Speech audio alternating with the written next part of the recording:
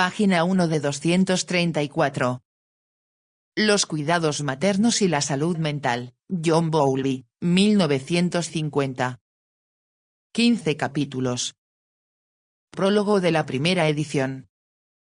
En la tercera sesión de la Comisión Social de las Naciones Unidas, celebrada en abril de 1948, se decidió que se debía realizar un estudio sobre las necesidades de los niños sin hogar. Se describió a estos como niños que habían quedado huérfanos o que, por diversas razones, habían sido separados de sus familias y que necesitaban atención en hogares de acogida, instituciones u otros tipos de atención en grupo. El estudio debía limitarse a los niños que no tenían hogar en su país de origen, excluyendo así explícitamente a los refugiados de guerra u otros desastres. Cuando las Naciones Unidas solicitaron a los organismos especializados interesados en el problema que dieran sus puntos de vista e indicaciones sobre el asunto, la Organización Mundial de la Salud se ofreció a contribuir con un estudio sobre el aspecto de la salud mental. La oferta fue aceptada y este trabajo es el resultado. En enero de 1950 tomé posesión del cargo que, con carácter temporal, me había asignado la Organización Mundial de la Salud y, durante el invierno pasado y los comienzos de la primavera, visité varios países de Europa: Francia, los Países Bajos, Suecia, Suiza y el Reino Unido y los Estados Unidos de América. En cada uno de ellos discutí problemas con personas dedicadas a estas actividades, la mayoría de ellas especializadas en trabajos relativos al cuidado y guía del niño. He visto algo de su trabajo y he leído las publicaciones de que disponen sobre este tema. En estas discusiones comprobé la existencia de un alto nivel de coincidencia entre los principios fundamentales de la salud mental de la infancia, y los métodos prácticos de salvaguardarla. Al llevar a cabo este informe, mi labor ha sido la de hacer justicia a una vasta literatura científica y la de hacer resaltar los muchos puntos importantes que han atraído mi atención. He tenido que dedicar también algún tiempo a la conciliación de puntos de vista divergentes. Solo serán necesarias unas cuantas palabras para explicar el gran número de cifras y de cuadros presentados en este estudio. En la casi totalidad de los casos, los cuadros que aparecen en este informe han sido, o bien confeccionados por medio de datos de los que no se podía disponer en forma tabulada, o representan simplificaciones de cuadros dados en los trabajos originales. Además, en una porción de casos en los que no habían sido hechas pruebas de verdadera importancia, a pesar de contar con datos adecuados para ello, las he realizado yo usando el método del Chi cuadrado. Es evidente que tengo contraída una deuda de gratitud con un amplio círculo de colegas de muchos países por la ayuda que me han prestado, y aprovecho esta ocasión para agradecerles el que me brindaran su tiempo y su hospitalidad e hicieran que mi viaje fuese tan provechoso y agradable. También deseo dar las gracias a todos aquellos con quienes he mantenido correspondencia, por la prontitud con que han respondido a mis solicitudes de información. Desgraciadamente no me ha sido posible hacer uso pleno de gran parte del material que se me ha suministrado y, constituye motivo de honda preocupación para mí, el no haberle podido hacer la justicia que merecen a los trabajos publicados en otras lenguas. Aunque me he esforzado por dar cabida a toda la literatura sobre los efectos adversos de la privación del cuidado materno, tema que ocupa la primera parte, sé que en mis referencias he omitido muchas de las numerosas publicaciones sobre el cuidado del niño y la familia que existen actualmente.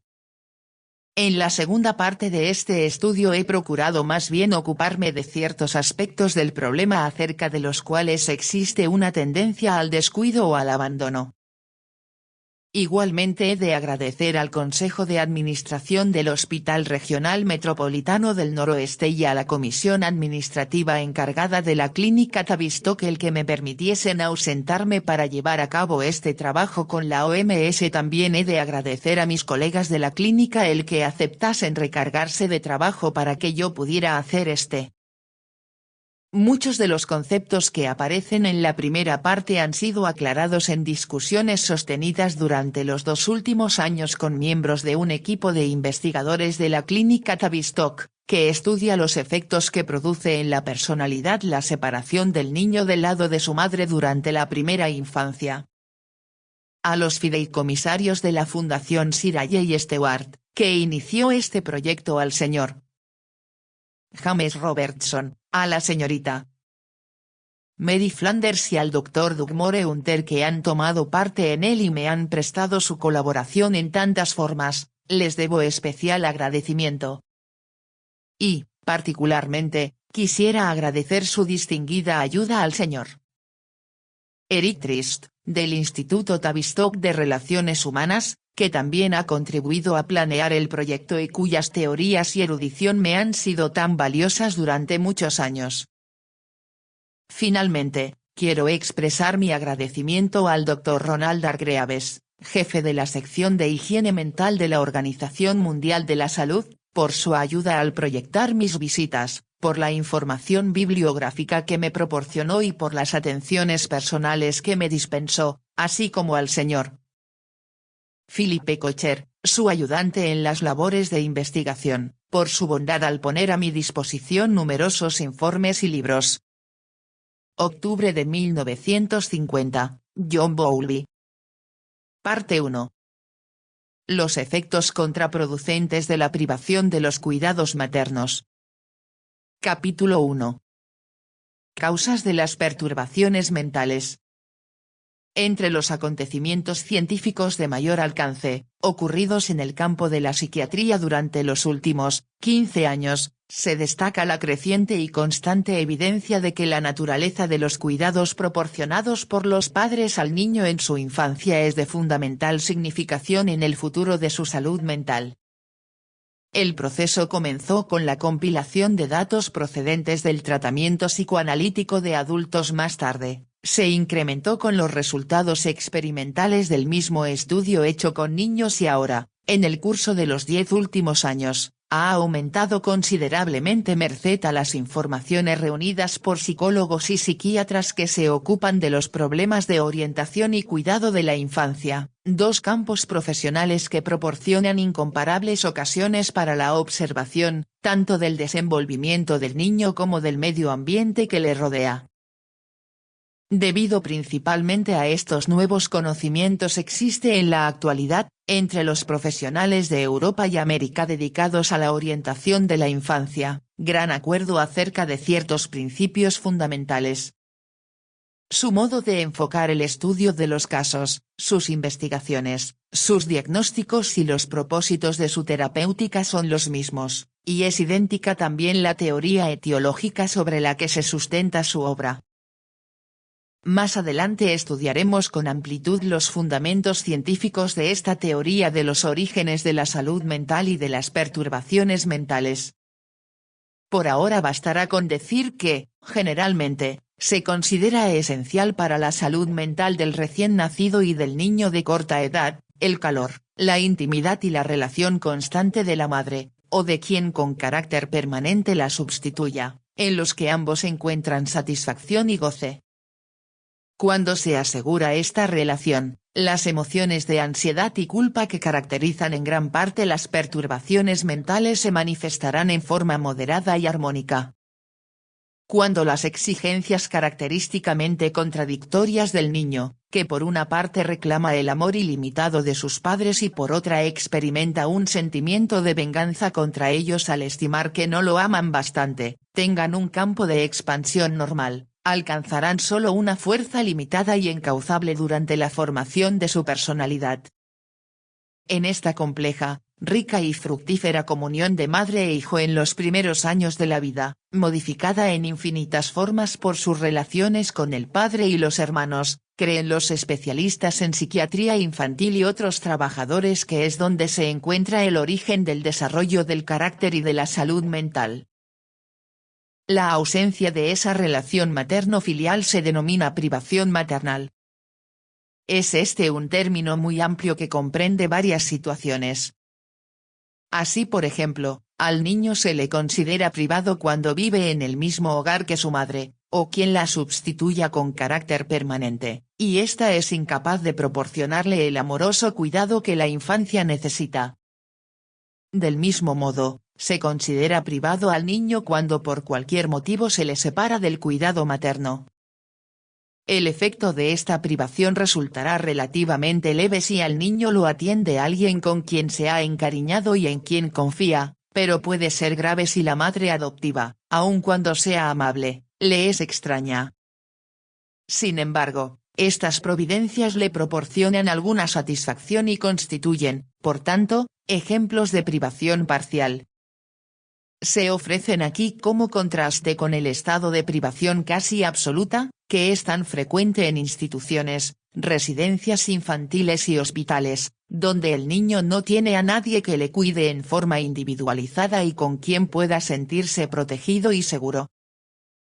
Los contraproducentes efectos de esta privación varían en intensidad. La privación parcial trae consigo ansiedad aguda, excesivo anhelo de amor, de poderosos sentimientos de venganza y, como consecuencia de estos, los de culpabilidad y depresión. Esas emociones y esos impulsos son demasiado poderosos para los tiernos medios de dominio y organización inmaturos con que cuenta el niño, inmaturo todavía, tanto fisiológica como psicológicamente.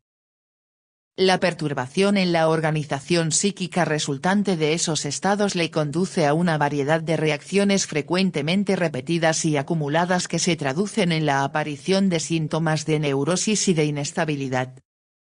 La privación absoluta, cuyo estudio constituye el objeto principal de este informe, determina otros efectos de mayor alcance en el desarrollo del carácter que pueden llegar hasta invalidar por entero su capacidad de adaptación social. La prueba sobre la que descansan estos puntos de vista es de origen clínico en su mayor parte. Pero, aun siendo valiosa en extremo, no está, por desgracia, ni sistemática ni estadísticamente controlada y, por lo tanto, se enfrenta a menudo a la oposición de aquellos que no se dedican a la psiquiatría infantil. Los investigadores con inquietudes estadísticas han trabajado en el concepto del hogar deshecho y algunos de sus estudios han venido a demostrar la correlación existente entre la inadaptabilidad social del niño y el antecedente de su hogar. Como ejemplo puede citarse el amplio trabajo realizado en ese sentido por Menut. Este comparó 839 niños que presentaban desórdenes de conducta con unos 70.000 casos de control procedentes de las escuelas de París, y el resultado de sus investigaciones fue que el 66% de los niños difíciles procedía de hogares deshechos, mientras que entre los casos de control solamente el 12% tenía esa procedencia. En otro estudio posterior más detallado de 100 de los niños problema originarios de esos hogares deshechos consideró que, en 84 de los casos, el hogar mismo era la causa de los desórdenes manifestados. En el apéndice 1 ofrecemos una lista de referencias a otros estudios análogos. Si bien es cierto que esos trabajos han sido valiosos para ampliar y confirmar la prueba clínica del importante alcance que las primeras experiencias del hogar tienen en la vida del niño, el concepto de hogar deshecho no es satisfactorio científicamente y debe ser abandonado. Incluye demasiadas condiciones de carácter heterogéneo con muy diferentes efectos psicológicos. 2. En lugar del concepto de hogar deshecho necesitamos poner el de la anomalía de las relaciones entre los padres y el niño que aparece con frecuencia, aunque no siempre, ligada a aquel concepto. Si fijamos nuestra atención principalmente en el desarrollo de las relaciones del niño con su madre y con su padre, aparecerán a nuestra vista datos de mucha más precisión y se aclararán mucho de lo que aparecía oscuro sobre los orígenes de las perturbaciones mentales. Una prueba de la eficacia de este punto de vista la encontramos en el reciente estudio de Stott, que comprende la historia clínica completa de 102 casos de delincuentes reincidentes, entre los 15 y 18 años, que asistían a una escuela inglesa reconocida. En esta serie, relativamente amplia, de historias clínicas, demuestra él con claridad que la ansiedad nacida en el niño, como consecuencia de la falta de relaciones normales en sus primeros años de vida, le predispone a reacciones antisociales frente a determinadas situaciones posteriores. La mayor parte de los estados de ansiedad descritos por Stott son aspectos especiales de la falta de cuidados maternos. Naturalmente, las relaciones entre los padres y el niño ofrecen muchos matices y, además de la privación, existen muchos otros problemas, nacidos de la separación o del repudio, que pueden llegar a producir estados patológicos. Los más frecuentes son, a. La actitud de inconsciente rechazo oculta bajo la apariencia de otra de afecto, b. La excesiva exigencia de cariño y de confianza requeridos por el padre o la madre, y, c. La inconsciente y substitutiva satisfacción obtenida por uno de los padres como consecuencia de la conducta del niño, a pesar de condenarla abierta y conscientemente. Estos temas, sin embargo, no afectan al interés primordial de nuestro trabajo, puesto que no trata en detalle, de la relación del niño con su padre. La razón para ello es que la casi totalidad de la evidencia de que se dispone se refiere a la relación del niño con la madre, por ser esta sin duda la que, en circunstancias normales, constituye el más importante nexo del niño durante su primera infancia. Es la madre quien lo alimenta y le limpia, la que le abriga y le presta las atenciones que constituyen sus primeras necesidades de bienestar. Es hacia su madre donde vuelve los ojos cuando siente alguna inquietud o zozobra. Para el niño, el padre representa un papel secundario, cuya importancia crece tan solo cuando disminuye su sentido del peligro ante la posible privación del afecto materno. No obstante, como saben muy bien los niños habidos fuera de matrimonio, el padre posee ciertos valores que pueden serles de utilidad, inclusive durante la primera infancia. Porque no solamente son ellos quienes al subvenir a las necesidades del hogar hacen posible que sus esposas se dediquen plenamente al cuidado del hijo, sino que, proporcionándoles también cariño y compañía, determinan la estabilidad emotiva de la madre y la ayudan a mantenerse en ese estado de euforia que constituye el mejor clima moral para el desarrollo del niño. Por lo tanto, en todo lo que sigue de este trabajo, las referencias a la relación materno-filial surgirán continuamente y será muy poco lo que digamos de la paterno-filial. No obstante, debe sobreentenderse el valor de esta en cuanto afecta al sostenimiento económico y equilibrio emocional de la madre. Las teorías que atribuyen el origen de las perturbaciones mentales a esos acontecimientos que se producen en la intimidad del hogar están, desde luego, en abierto contraste con las que tienen su raíz en la Escuela Alemana de Psiquiatría. Estas últimas acentúan la significación de los factores constitucionales y hereditarios, en términos tales, que a veces nos hacen recordar el principio calvinista de la predestinación. Respecto a ellas bastará decir que no existe prueba plena que confirme esos puntos de vista extremados y que está todavía por determinar el relativo alcance de los factores naturales y de la crianza.